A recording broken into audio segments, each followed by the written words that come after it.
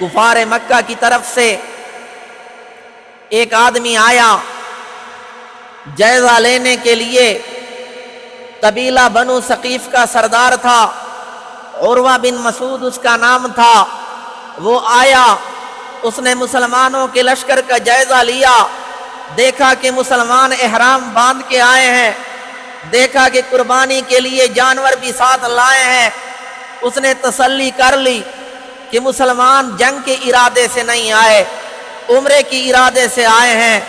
چنانچہ وہ واپس گیا اور اس نے قریش مکہ کو یہ بات سمجھانے کی کوشش کی کہ مسلمان آئے ہیں لیکن جنگ کے ارادے سے نہیں آئے، لڑائی کے ارادے سے نہیں آئے، بلکہ عمرے کے ارادے سے آئے۔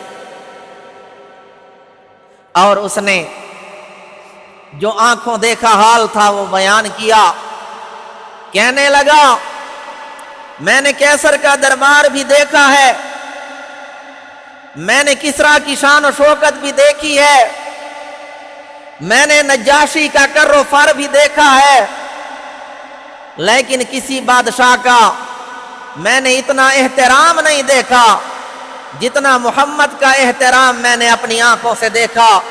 جتنا احترام محمد کے ساتھی محمد کا کرتے ہیں، کسی بادشاہ کی رعایا اس کا اتنا احترام نہیں کر سکتے۔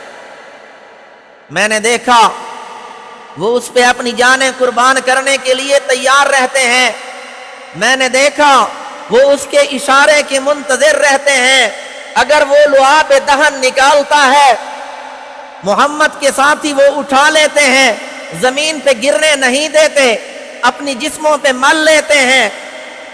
اگر وہ وضو کرتا ہے، وضو کا بچا ہوا پانی وہ زمین پہ گرنے نہیں دیتے، اٹھا اٹھا کر تبرک کے طور پر اپنے جسموں پہ مل لیتے ہیں۔ اتنا احترام میں نے کسی بادشاہ کا نہیں دیا۔ محمد جو بات کر رہے ہیں وہ عدل و انصاف پہ مبنی ہے، ہمیں ان کی بات مان لینی چاہیے اور ان کو عمرہ کرنے کی اجازت دے دینی چاہیے۔